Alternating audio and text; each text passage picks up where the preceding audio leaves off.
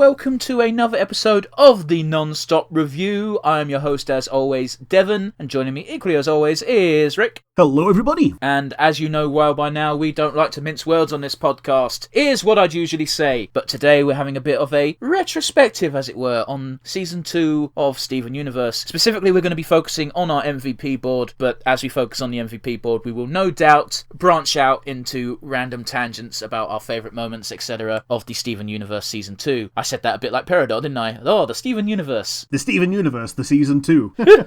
Forgive my faux pas. But yes, we've watched all 26 episodes of Season 2, and we are going to move on to Season 3 next week, but I thought it'd be a nice, fun little thing for us to have a look at our old leaderboard and see if it wound up anywhere like we thought it would. So yes, Yep. starting with Episode 1 of Season 3, we will start with a brand new, fresh, clean leaderboard and be filling it up again. So we should probably crack on, shouldn't we, Rick? Yeah, so today we are going to be doing nothing but mincing words. I thought it'd be fun to start at the very beginning of our MVP leaderboard. And do you remember the result of our very first episode, Rick? Who ended up on the board? I can't remember, was that Greg? It was Greg, and it was... Garnet, was it? We started off strong with 2 humans on the board. Greg and Connie. Yeah. They both made it on the MVP board for the exact same reason, for their compassion and just helping Steven out. They both formed the cornerstones of what Steven needed in that episode, which was basically a family that he just needed to lean on. Absolutely. It's something that the show does well in that when the humans turn up, they're not dicks. Yeah. They're very rarely overshadowed by the gems in their kindness. Like, Greg's in this weird position where he knows that Steven has powers and he knows that Steven can probably take care of himself, but he's still a dad, he's still worried, and he will always try and be a good dad as best as he can, which is, it's never perfect, but he even says if he could make perfect pork chops every time, he wouldn't have hot dogs. Yeah. Well, case in point, I remember the follow-up episode that we did for the Lapis introduction, where he races them towards the giant water whirlpool thing of death, and as soon as he sees Steven and Connie and the gems fighting, Greg just goes, "Is this what you're always doing? Man, I need to be a better parent."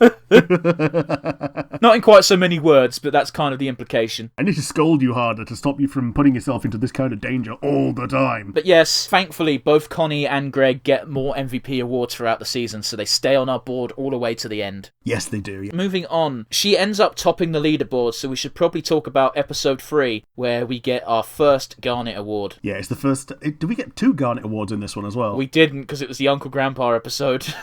Okay, yeah.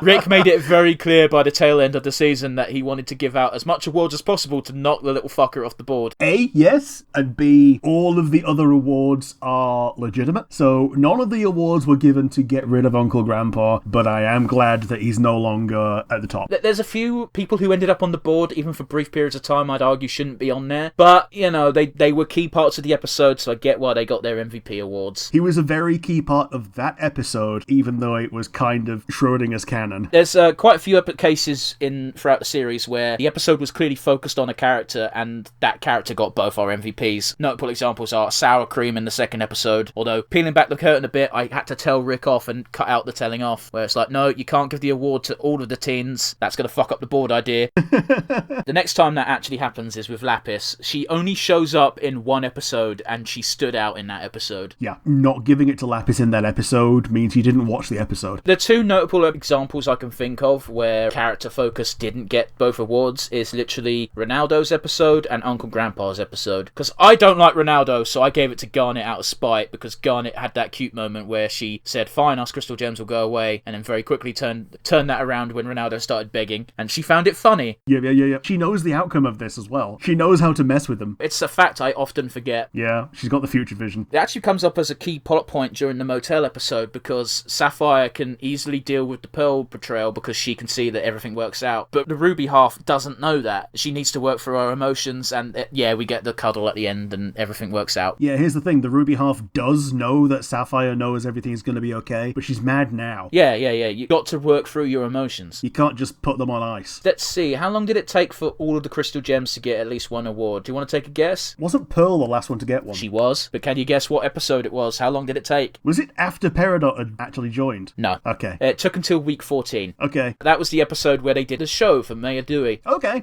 Because you gave the award to Jamie. Yeah. Who I did not think warranted it at all, but I held my tongue and spoke with dignity and silently seethed and plotted my revenge. I mean, there wouldn't have been that episode if it weren't for Jamie. I thought he deserved that. But Pearl shed a light on the history of the town. Oh yeah, Pearl gave you the lore bomb. It was great. Speaking of great, I'm pretty sure the very next episode was where she finally made up with Garnet, episode 15. Yeah, the early part of the series, as we touched on by talking about Ruby and Sapphire, is overshadowed by the rift between Garnet and Pearl, because Pearl was using Garnet as a way to get her jollies and just fuse with Garnet to become a bigger and better person temporarily. And she got addicted to that, and she started creating issues. Well, she kept making up the same issue again and again. Yeah.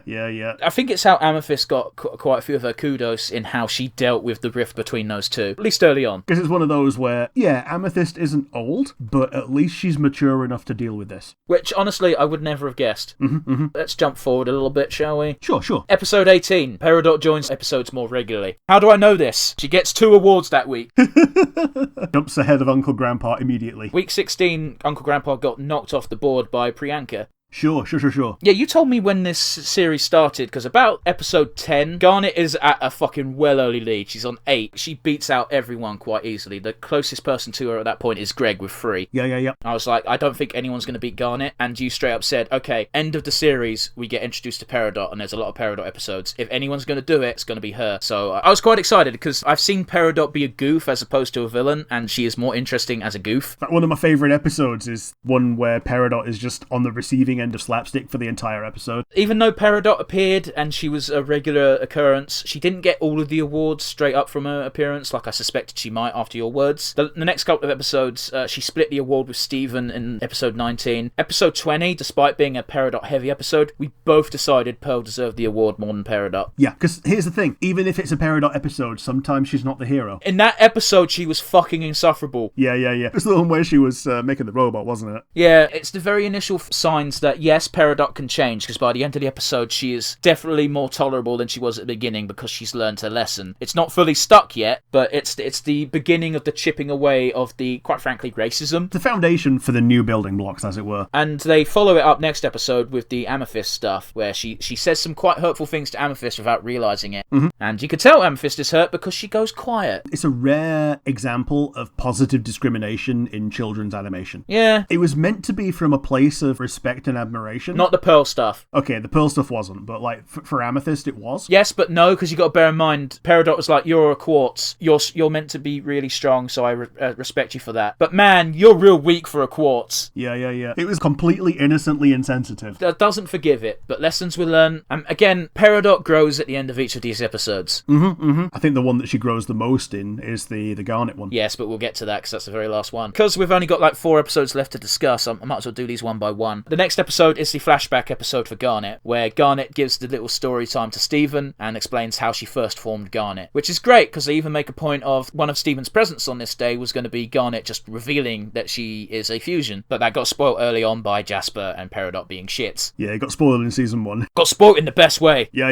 You got to meet Ruby and Sapphire, and then Steven helps them reunite, and then they reunite in the best way. Yeah, I even gave that my favourite moment when they did the little spin hug and fused back to Garnet, and we get the Garnet smile. Garnet smiling is worth like a million chips, I think is how the expression goes now. Garnet smiling with her glasses off is just 10 times more precious, because with her glasses on, she's unflappable. With them off, you see the emotion a lot better. That's also by design. She likes being unflappable. But yeah, it also gave us the awesome song. One that gets covered to heck and back. So much so that Undertale takes credit for the song, and I still don't know why, because it's silly. It is so clearly a parody. Even in the video, they say this is a parody of this. So how whatever. Kids, that's why. Next episode, we see Steven go through some difficult choices, because it gets revealed to him that there's a possibility that he will never grow up from the age that he is, at least physically. Yeah, by seeing an album of him looking literally exactly the same for the past, 8 years. Yeah, I think it gets revealed that Steven's 14, even though he looks like he's 10. Yeah. Which, yeah, fair enough. He forces himself to grow a little bit, and wacky hijinks. We get a bit of a mirror of episode 1 in that we give the MVP award to Greg and Connie yet again. Because, just like in episode 1, they both performed exactly what they needed to be, and neither of them questioned the need for a rock that Steven needed at that moment. They are his family, for all intents and purposes. I know later on Connie becomes a legitimate love interest. Yeah. But yeah, at the moment it's just, she may as well be a sibling. Next episode is weird, because they go to the moon, sort of, and you decided to give the award to the lion. I did. We persistently forget that Lion exists, and we're always surprised when he appears. So much so, when we did a review, that was the title of the episode at one point. Yep. Always confused, surprised, and sometimes annoyed that the lion appears. In this episode, he was uncharacteristically compliant, so I thought he deserved some recognition in this episode. I think those were even my words and my reasoning back then. Yeah, sounds about right. He knocked Sadie off the leaderboard. Oh, shame. I apologise, Sadie. No, you don't.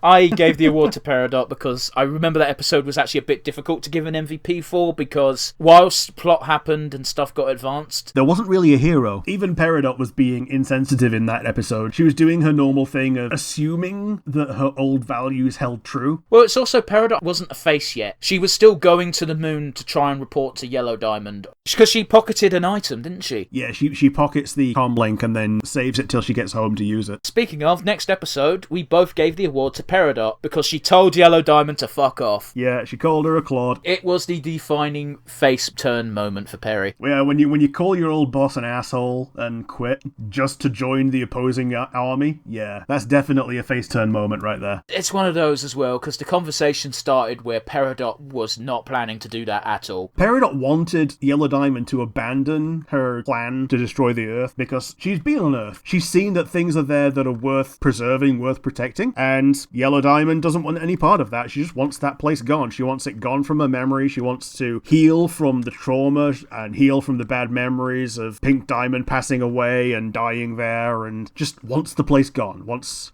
to bury it. Because me and you are both aware that Rose Quartz is Pink Diamond, but in the Diamond's mind, Rose Quartz was the rebel leader and she killed Pink Diamond. Mm-hmm. So I shouldn't even know that because I've not seen the series, but you know, just osmosis and so much shit being out in the wild. On to the final episode. Of course, we both remember it. We both gave the award to Garnet because she was just so sympathetic to Peridot's issues. Yeah, absolutely. Okay, Garnet was already winning, but this is the one that gave her nearly twice as many points as anyone else. Even if we gave the last 2 points to Peridot, she still would have been a distant second. Yeah.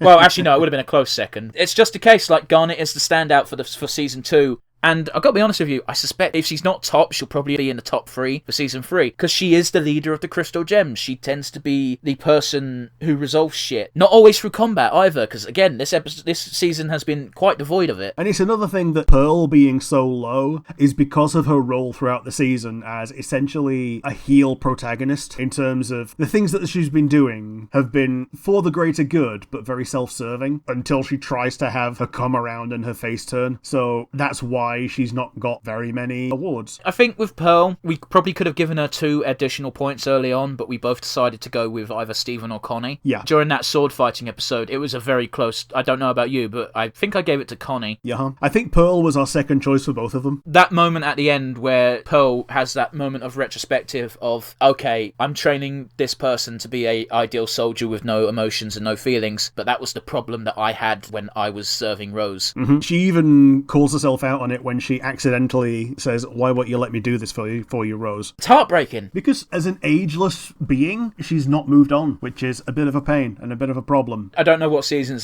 it's in, but I'm looking forward to seeing the episode again where her and Greg have the conversation. Because I've seen that episode, and even when I had no context, I was like, fucking hell, that's heavy shit for a kid's show. I think you've mentioned it already, but behind the scenes, you've seen a few of them on Cartoon Network in the background. Yeah, some of them were so compelling that I stopped what I was doing to just watch. Guess what? Steven Universe being 10 minutes works in its favour, because if something interesting is on, I just stop, and it's like 10 minutes of my life, so it don't matter. Don't know if the show will delve into it a bit more, because it's clear that Rose loved Pearl, but not in the way that Pearl wanted to be loved. But yes, the very last thing I want to do for our close down here is we're going to give the final top 3. So, Rick, you have the results in front of you. Imaginary drum roll. In third place, we have... Steven Universe. It's very good. He was in third place. How many points did he score? How many MVP awards did he receive? He scored a grand total of 5 throughout the entirety of Season 2. And in second place, taking home the silver medal is... Peridot, our favourite slice of angry pie. I got a sticker from Comic-Con that says exactly those words around her face. Is that something that gets said in the show at some point? I think Steven says, "Oh, she's like an angry slice of pie." Yeah, the green Dorito herself, Peridot, is in second place Nice with 7 points. Final Surge really did do her favours, didn't it? Yeah. And last, but certainly not least, our gold place winner takes home the MVP of MVPs of Season 2. Who is this person? Well, it's no secret. It's Garnet. Yes, with a grand total of 12 points, Garnet completely smashes the opposition. Yep.